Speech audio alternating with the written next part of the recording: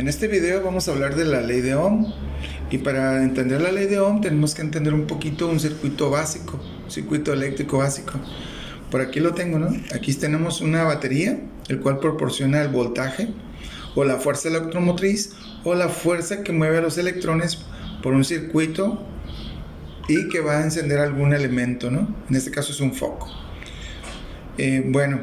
De la parte negativa de la batería, pues están acumulados los electrones, y de ahí salen estos electrones que se van a mover a través de un conductor.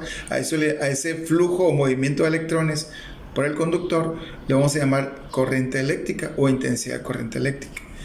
Y van a ir por este conductor, van a llegar al elemento, en este caso que es un foco, y el foco tiene una resistencia, la cual al pasar los electrones por ahí lo van a encender y va a proyectar luz, y también va a radiar calor, ¿no? Entonces produce calor y luz. Entonces van a pasar por aquí, van a seguir por otro conductor, todo ese flujo de electrones, y van a llegar a la parte positiva de la batería, ¿no? Entonces en ese caso ya cumplieron con su cometido, que era encender este foco. Bueno, entonces esos son los tres elementos: el voltaje, que lo da la batería o la fuerza que empuja los electrones; la corriente eléctrica, que es la que va a fluir a través del conductor; y la resistencia, que es el elemento que en este caso se va a encender, ¿no? La resistencia del foco. Estos tres elementos se van a ver reflejados en esta formulita, que es la ley de Ohm, que la intensidad de la corriente va a ser igual al voltaje entre la resistencia, ¿no? La intensidad de la corriente o la corriente eléctrica la vamos a medir en amperes.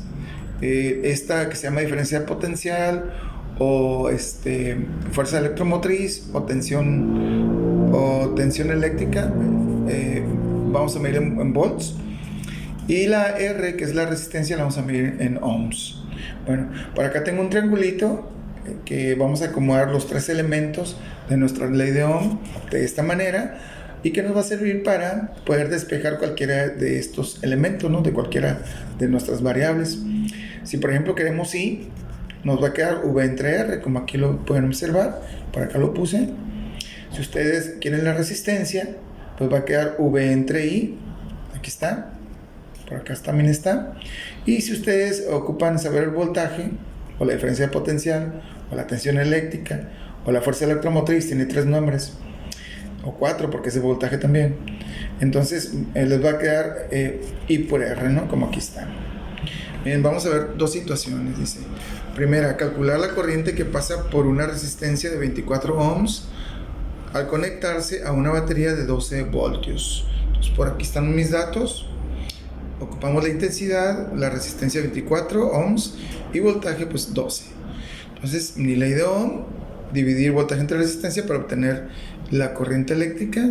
Entonces nos quedaría 12 voltios entre 24 ohms y me da un resultado de 0.5 amperes.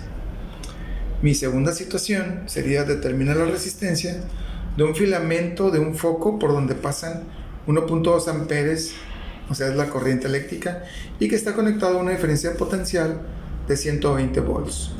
¿Okay? Entonces aquí están mis datos, me pide la resistencia, aplicamos ley de Ohm, pero como queremos la resistencia, si vemos acá en la formulita, queremos la resistencia, va a ser AV entre I, voltaje entre corriente eléctrica.